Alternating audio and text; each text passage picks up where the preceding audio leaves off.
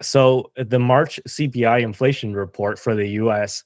Just came in, and it was hotter than expected again.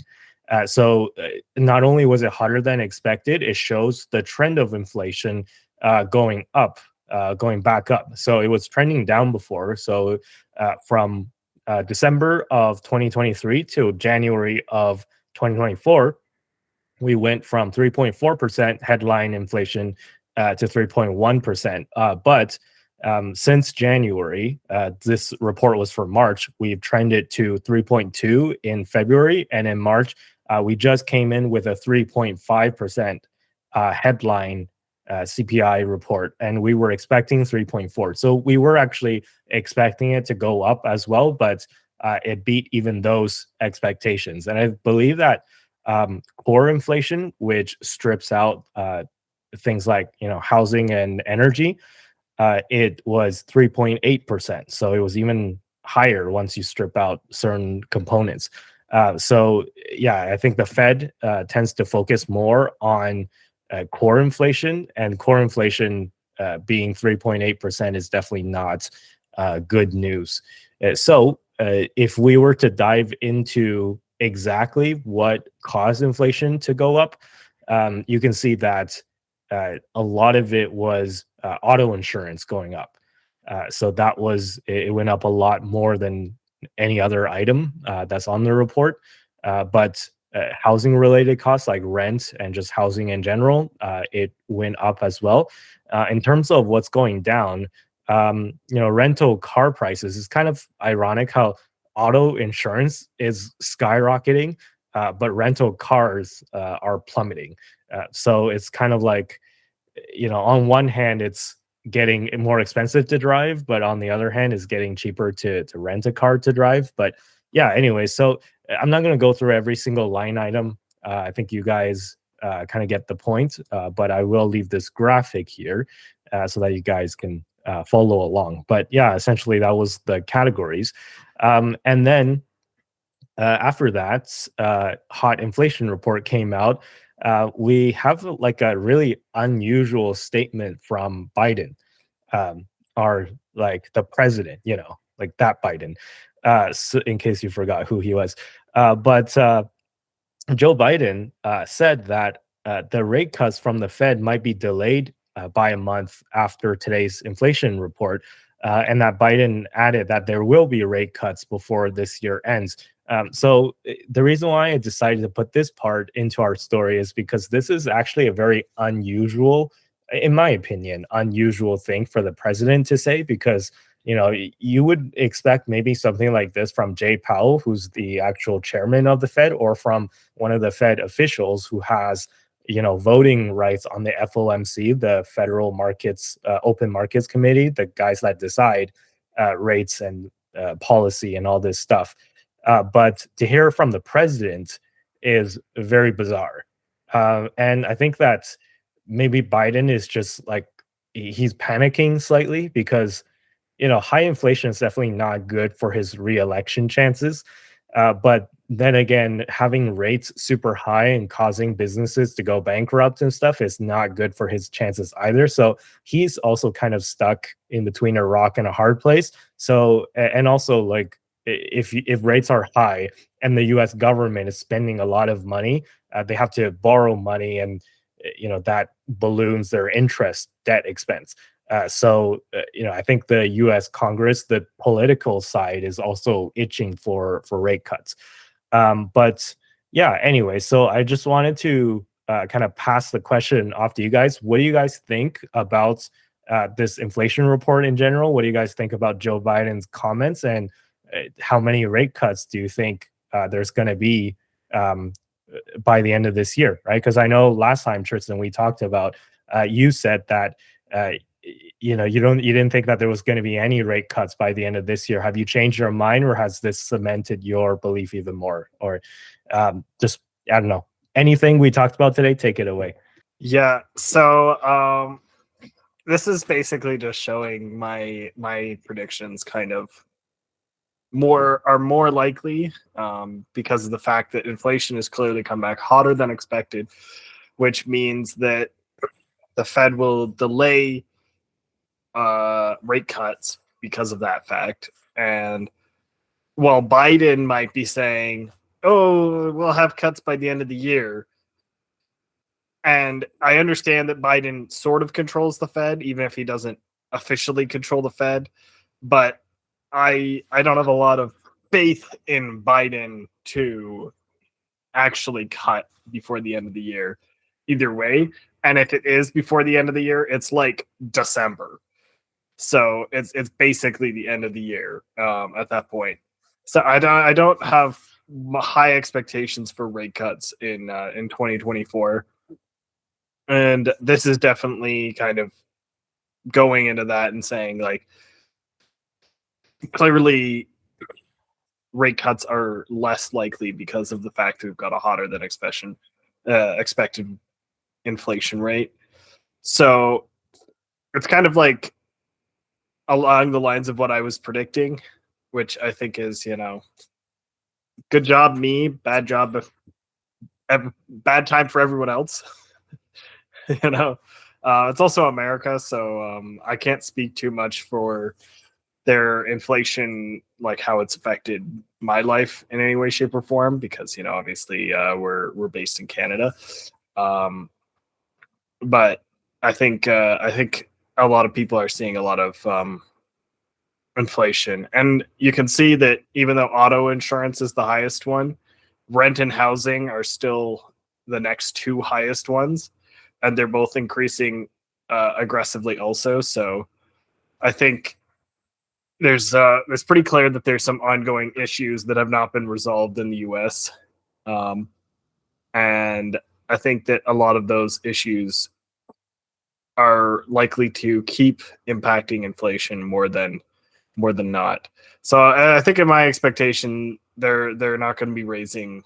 Sorry, not raising. They're not going to be lowering rates, especially given that the inflation has been kind of going up a fair amount the last little bit.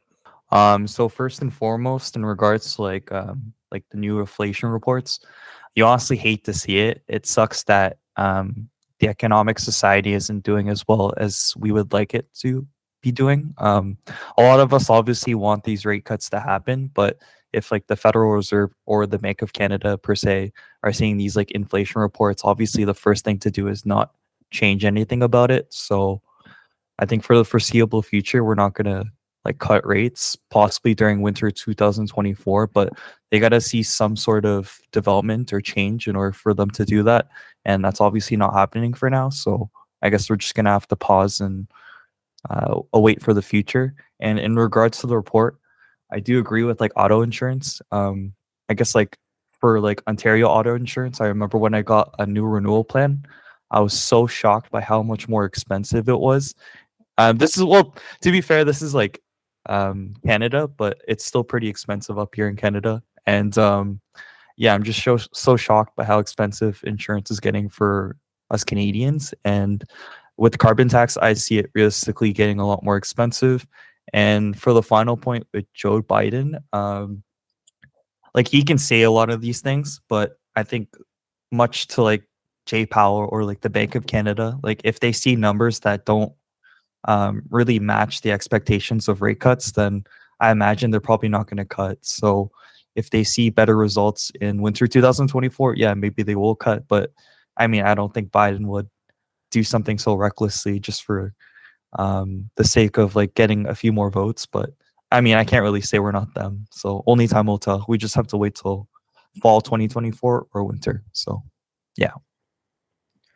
I think I'm just spitballing here, but I think there's several predictions that I wanted to make, right? So number one is I think that you'll start to see from here on out like a divergence between both inflation and monetary policy between the United States and Canada. Because if you guys remember correctly, recently from the last CPI report in Canada, it actually came in below expectations. And if I remember correctly, it was like significantly below expectations as well. It was like shockingly low. And the jobs numbers we were expected to add, I think, like 22,000 jobs, and we lost like just as much, right? So we were like off by 2x basically. So I think that you're starting to see that even in like the jobs numbers, even though we're like before the jobs that we added, a lot of them were either government jobs or part-time jobs, which, you know, like government expanding is not really that conducive to like a strong economy because you just tend to add more bureaucracy, right? Like again, not knocking against government workers, but that's just a fact, right? And adding a lot of part-time jobs is not necessarily indicative of a strong economy as well. So we're even past that phase where even adding government jobs and adding a bunch of part-time jobs is not pushing the employment numbers enough to really kind of pump up the numbers to make it even look good, even when you include that, right? Because of the amount of jobs that we're losing.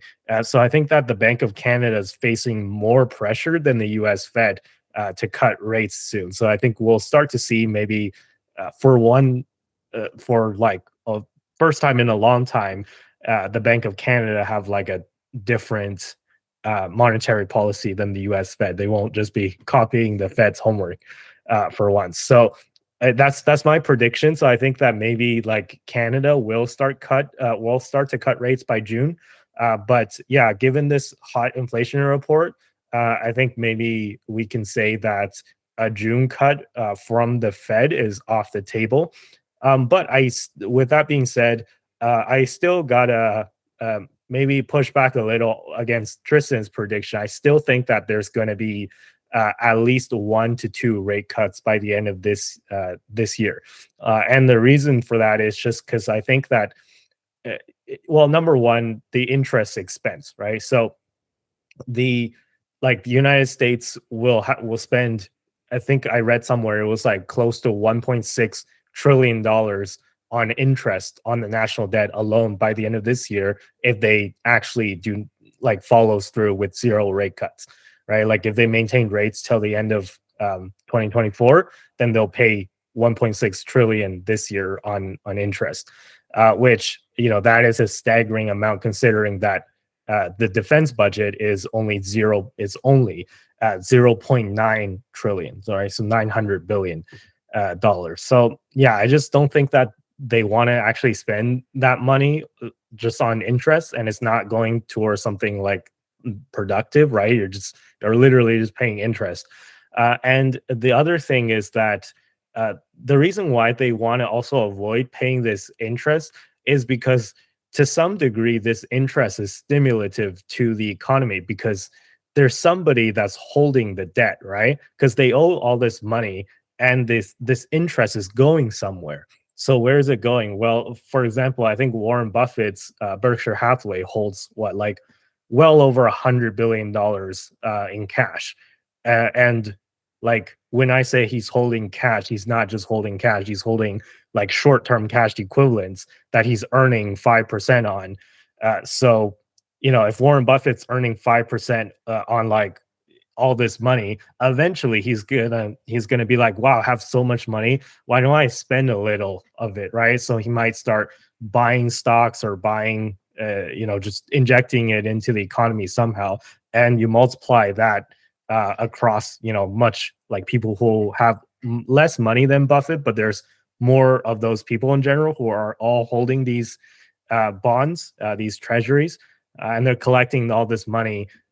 Eventually, this money works its way into the economy to some extent, right? And if the idea is that we want to stop this flood of money into like the economy because inflation is too high, well, high interest rates might actually do the opposite of that. It like at this point, we have to consider the idea. I know it sounds ridiculous, but we have to consider this idea that high interest rates actually promote more inflation. And if you want to bear with me for one more second on this like kind of counterintuitive thought, I think that part of the this is part of the problem that we're seeing in the Canadian housing market, where when you jack up interest rates so much, people don't want to sell because let's say if you have a house and you only have one and if you were to sell your house, then you have to buy a new one uh, and renew your mortgage at like an interest rate that's double or even triple than what you locked in before. You might not want to do that, right? So you don't want to sell, and then you keep your house off the market, which means that the available inventory of houses for sale is very small, and that pumps up like the housing market, right? So in a way, it's completely counter to what you would think would happen when you think, oh, low interest rates make housing prices go up, right? But in this case, high interest rates make housing prices go up too, right? So I think that that might be like a broader sense what's happening in the U.S. economy, where maybe the Fed could make this argument at some point too, where keeping rates high, because I think the Fed is very desperate, and they're very like, and they're just itching for an excuse to cut rates, but they haven't found one. They want to cut rates, right? If you listen to Jay Powell's speeches, uh, it's pretty clear that every time people say he's going to be so hawkish, he's going to crush the economy, he's come out dovish, and you got to wonder why, right? I think it's just because he's itching to cut rates, but he just hasn't found an excuse yet. But yeah, you can tell that he wants to. So what do you guys think of this theory though? Like, am I totally off base for this like wacky theory that high interest rates can actually cause more inflation, or do you think that there's some logic to it? Yeah, so it's an interesting theory, and I think to some extent there may be some contribution to the interest from the interest profit potential that is being pushed back into the economy, but I think that it is definitely significantly lower than the inflationary effects of lower interest rates, and I think that's kind of more so the main reason, because of the fact that if we have low interest rates, debt becomes easier to obtain, and debt is typically more inflationary, and it's at a larger amount, right? Because the debt, the principal, and the interest is all part of that inflationary impact. Whereas with your holding cash in an interest bearing account, I would think that it's just the interest that you're referring to that is generating additional additional amounts into the economy. So that amount will always be significantly lower than the amount of money from some people taking out more debt. Is it not like, is it inconsequential? No, but I don't think it's nearly the same impact as something like cutting the rates would have. And additionally, I just wanted to say one thing about your point about the houses as well, where you're saying that like people don't want to sell their house and put it up on the market, because then they'll have to get a higher rate. I think another factor is that people don't necessarily want to get rid of a house that they have a lower rate on, so they're even less likely to sell an original house and more likely to purchase an additional property rather than sell their original house, because their original house, if it has a low rate, they go, well, why am I like, if I can afford to purchase a new house without selling it, why am I selling this house that is basically allowing me to have a very high amount of low interest debt that I can basically just have, which is usually very useful, and then they can rent out the property to have some form of revenue. So I think that it's not just the fact that with housing, it's not just the fact that high interest rates inspire you not to sell. High interest rates also, like, not to sell your principal, they also inspire you not to sell a lower interest rated property, even if you could have sold it to purchase your new property. Yeah, so I think that those are good points, but it all goes back to, I think, my original point, the housing. It's like it when you raise interest rates, it actually reduces inventory, like it reduces supply. I think that was like my biggest point, how that like reduction in supply might actually cause housing prices to go up, right? Let's say if you don't own a house and you're trying to buy your first home, then like you don't get to participate in like deciding on whether or not to sell your own house because you don't have one.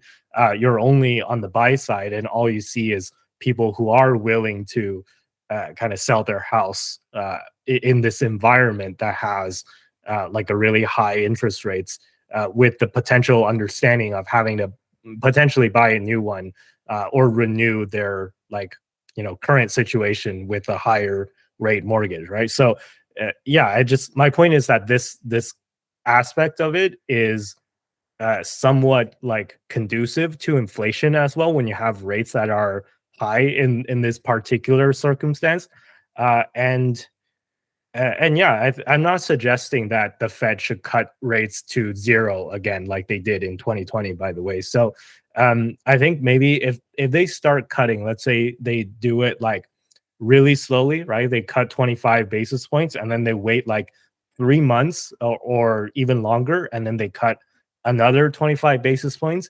I think it's just enough to send a signal to the markets that they're willing to kind of support the markets and willing to pay attention to the unemployment side of things as well as inflation, right?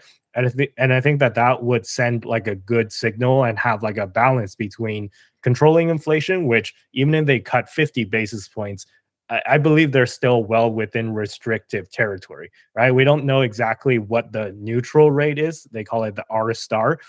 We don't know what that is, but let's say if you want inflation to be 2%, I think R star is at least 2%, right? Probably a little bit higher. So estimates have put it to around 2.5%. For the Fed funds rate. Well, the Fed funds rate is at 5.25% right now. So they do have quite a bit of room to cut before like they become like truly accommodative. But then again, that's just my opinion. And I'm not an economist. I'm just some guy. So it's up for debate. But Dom, what do you think? You know what? I had some time to think about everything. I think I kind of agree with both of you guys. I think fundamentally, like having rates at a really high rate is necessary so that it's a lot more expensive for people to borrow money. But on the caveat with like what Andy said, like housing supply is a lot harder to have in these times because no one wants to necessarily sell properties. So maybe by having these rates so high for such a long time, um, the not so bad is actually becoming bad. So in essence, as to what Andy was just saying not too long ago, like why don't you just do like a gradual cut, like wait 3 months and then cut again after 3 months, just to show people that yeah, we have this, everything's okay, we're gonna support you guys. Because maybe if you have rates so high for a super long time, it actually could be bad for inflation in the long run, just because it's just overloading everyone in the first place. So yeah, I agree with both of you guys.